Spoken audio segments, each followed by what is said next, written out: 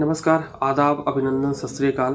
आप सभी लोगों का एक बार फिर से स्वागत है वाईटी ज्ञान के इस यूट्यूब चैनल पर। मैं अभिषेक शुक्ला आज आपके सामने एक नई कहानी के साथ फिर उपस्थित हुआ हूँ।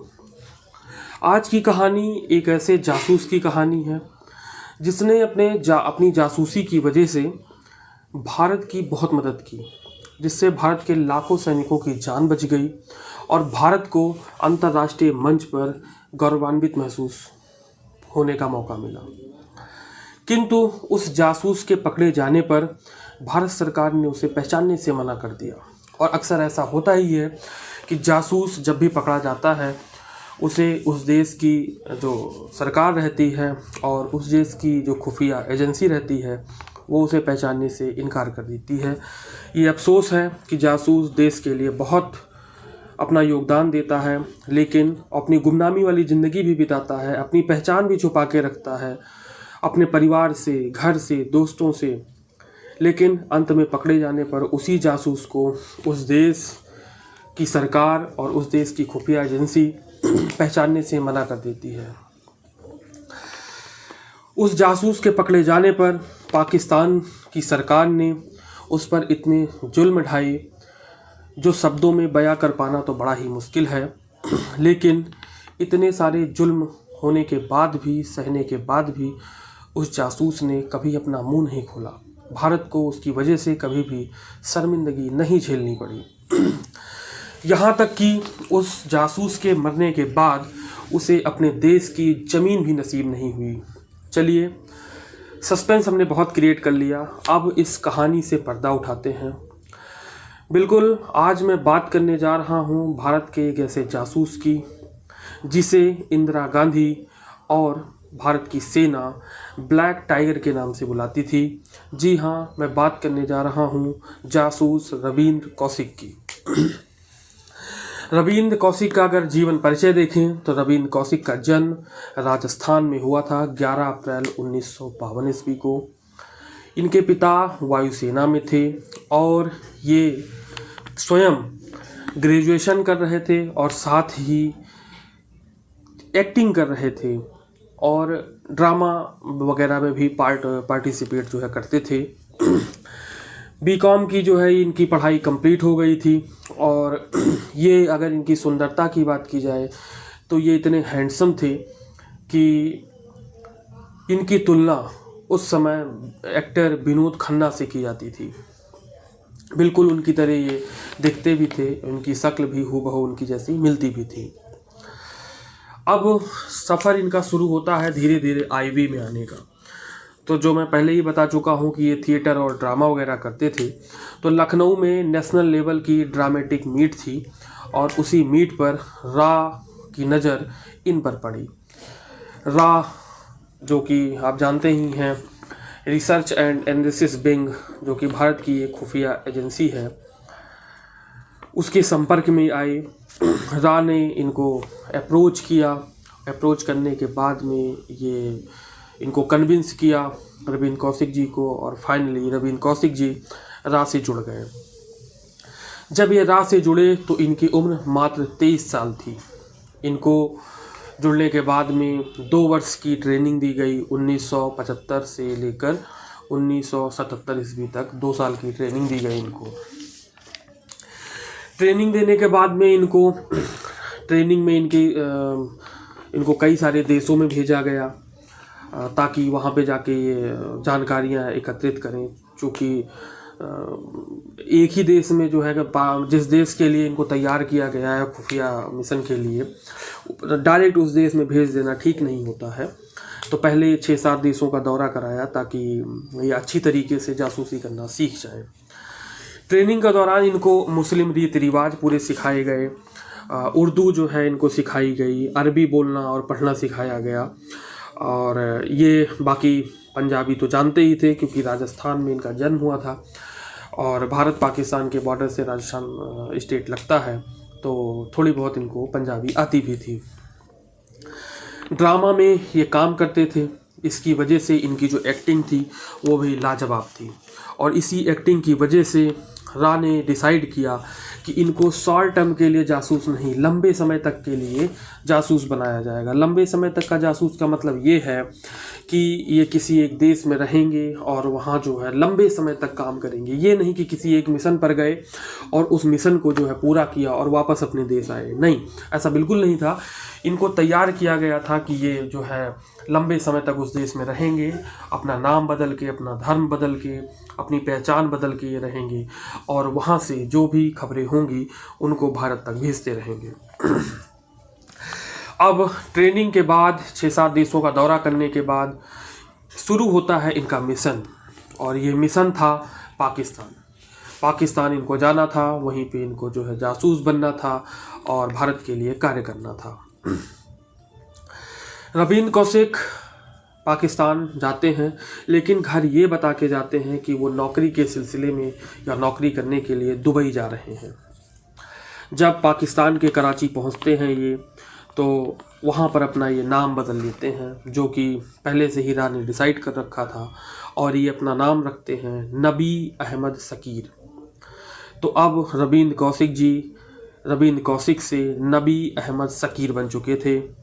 यहाँ जो है 1978 ईस्वी में ये पहुँचते हैं पाकिस्तान, और पहुँचने के बाद लोगों से घुलने मिलने के लिए, अपना वहाँ अपनी पकड़ वहाँ पे बनाने के लिए, पहचान अपनी स्थापित करने के लिए ये कराची यूनिवर्सिटी में लॉ में अपना एडमिशन ले लेते हैं और वहीं से लॉ करने लगते हैं। लॉ ये कर ही रहे थे, किसी दौरान एक विज्ञापन देखते हैं जिसमें सेना में भर्ती निकली हुई थी, पाकिस्तानी सेना में भर्ती निकली हुई थी, और तुरंत, चूँकि मोटो ही यही था कि पाकिस्तानी सेना में जाना है और वहाँ से खुफिया जानकारी एकत्रित करनी है, तो तुरंत ये फॉर्म भरते हैं और इनका सिलेक्शन, इस मौके को कैसे जाने देते, उन्होंने सिलेक्शन ले लिया। काबिलियत थी, हुनर थी, और अपने हुनर के दम पे इन्होंने पाकिस्तानी सेना ज्वाइन कर ली। ये इतने काबिल थे कि पाकिस्तानी सेना में ये मेजर तक के पद पर पहुंच गए थे अपनी काबिलियत के दम पर, और 1969 से लेकर 1983 तक इन्होंने काम किया पाकिस्तानी सेना में। और जब ये गिरफ़्तार हुए, गिरफ़्तारी की भी कहानी एक इंटरेस्टिंग है, वो मैं अभी आपको बताऊंगा, तब ये मेजर के पद पर थे। अब पाकिस्तानी सेना में काम करते हुए इनको पाकिस्तानी अफसर की ही एक बेटी थी जिसका नाम था अमानत से इनको प्यार हो गया था, और उसी लड़की से इन्होंने शादी कर ली। अब आप ये सोचिए कि इस व्यक्ति ने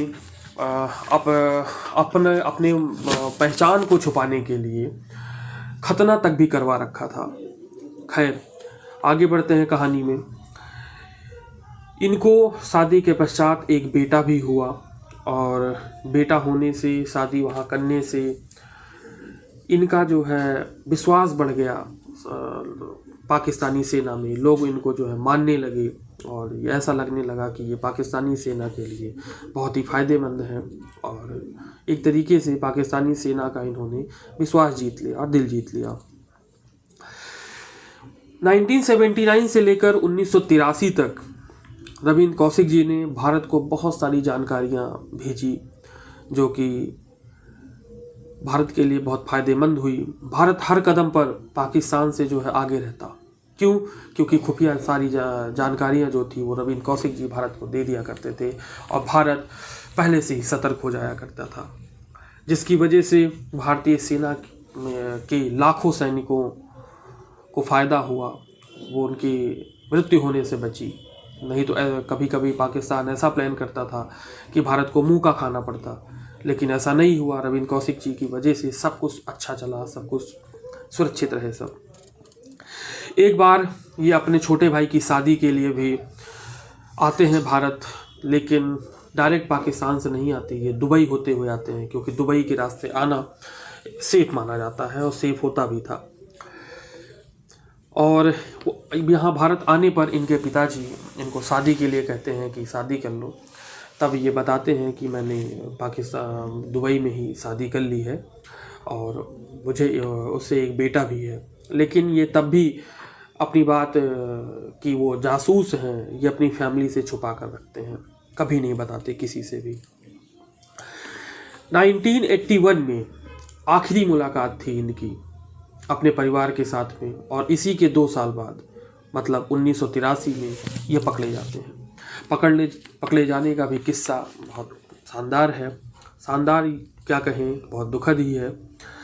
होता यह है कि 1983 में रा एक और एजेंट को जिसका नाम था इनायत मसीह, तो इनायत मसीह को पाकिस्तान भेजती है कुछ दस्तावेज लेकर कि ये रवीन कौशिक जी को दे देना है। इनायत मसीह जी वो दस्तावेज लेकर पाकिस्तान जाते हैं, लेकिन पाकिस्तान पहुंचने पर पाकिस्तानी सेना द्वारा वो पकड़ लिए जाते हैं। पकड़े जाने पर खूब टॉर्चर किए जाते हैं। टॉर्चर करने पर वो अपना अंदर में मुंह खोल देते हैं और बता देते हैं कि वो ये दस्तावेज रवीन कौशिक जी को देने आए हैं, जो आप ही के यहाँ नाम बदलकर आपकी ही सेना में मेजर हैं। अब यहीं से पाकिस्तान आर्मी का जो है वो खेल शुरू होता है। वो इनायत मसीह को कहते हैं कि ठीक है, आप देने आए थे, आप रवीन कौशिक जी को बुलाइए और उनको ये दस्तावेज आप दीजिए।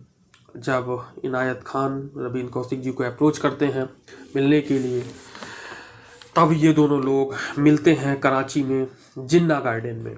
और जिन्ना गार्डन में जैसे ही इनायत खान रवीन कौशिक जी को वो दस्तावेज देते हैं, पाकिस्तान की आर्मी चारों तरफ से उनको घेर लेती है और गिरफ्तार कर लेती है। हालांकि ये भागने की कोशिश करते हैं रवीन कौशिक जी, लेकिन अदतोगत्वा पकड़े ही जाते हैं। पकड़ने जाने पर खूब टॉर्चर किए जाते हैं, लेकिन खूब टॉर्चर किए जाते हैं कि आपने कौन कौन सी जानकारी भारत को भेजी है, लेकिन ये कभी अपना मुंह नहीं खोलते। मरते दम तक ये अपना मुंह नहीं खोलते कि इन्होंने कौन सी जानकारी भारत को भेजी है। इन पर मुकदमा चलता है और 1985 में इनको फांसी दे दी जाती है। बाद में इस फांसी की सज़ा को उम्र कैद में बदल दिया जाता है और इस दौरान इनको कई सारी जेलों में रखा जाता है पाकिस्तान की, जिनमें से सियालकोट, लखपत जेल वगैरह हैं। 2001 का साल आता है और इस तरीके से 18 साल गुजर चुके होते हैं ये बद से बदतर ज़िंदगी जीते हुए। 2001 में टीबी और हार्ट अटैक आने से रवीन कौशिक जी की मौत हो जाती है। इनकी मौत जो है वो मियांवली जेल में हो जाती है। रवीन कौशिक जी ने अपने पिताजी को कुछ चिट्ठियां लिखी थी और उन चिट्ठियों की जो भाषा थी वो उर्दू में थी, और उन चिट्ठियों में रवीन कौशिक जी ने सारी चीज़ों का उल्लेख किया था जेल से, कि वो किस तरीके की यातनाएं सह रहे हैं और कैसे खुद जो है वो पकड़े गए। सारी चीज़ों का जो है उन्होंने वर्णन किया था, अपने दुख को उन्होंने पूरा व्यक्त किया था। जब ये चिट्ठी रवीन कौशिक जी के पिताजी ने पढ़ी तो उनको हार्ट अटैक आ गया और उनकी मृत्यु हो गई। बाद में ये चिट्ठी उनके घर वालों को मिली और इस तरीके से भारत सरकार को पता लगा और परिवार वालों ने भारत सरकार से मदद की गुहार लगाई, लेकिन भारत सरकार ने एक तरीके से मदद करने से मना क्या किया, पहल नहीं की। ये सरकार की मजबूरी भी हो सकती है। रवीन ने कहा अपनी चिट्ठी में कि यदि मैं अमेरिका जैसे देशों में होता तो वो अपने जासूस को इस तरह नहीं छोड़ देते। आज अगर मैं पाकिस्तान का जासूस होता तो 3 दिनों के अंदर पाकिस्तान की जेल से मैं बाहर होता। तो हमें नाज है अपने इस देश के जासूस रवीन कौशिक जी पर, और उम्मीद है कि इसी तरीके से भारत के जो भी जासूस हैं जो कि गुमनामी वाली ज़िंदगी जी रहे हैं वो भारत का मान मर्दन बढ़ाते ही रहेंगे, भारत का नाम रोशन करते रहेंगे और अपने इस कर्तव्य से पूरे देश के लोगों को सुरक्षित रखेंगे। और हम ऐसे जासूसों को नमन करते हैं, प्रणाम करते हैं। आज की कहानी में बस इतना ही। आपसे फिर एक नई कहानी के साथ मुलाकात होगी। तब तक के लिए शुभ रात्रि। वैसे कल न्यू ईयर है तो कल शाम को ही आपसे मुलाकात हो पाएगी। इस वजह से आप सभी लोगों को नव वर्ष की हार्दिक शुभकामनाएं उम्मीद है कि नव वर्ष आप सब लोगों के लिए बहुत अच्छा होगा। आप लोगों ने जो भी सोचा होगा इस जीवन में आपको सब कुछ प्राप्त होगा।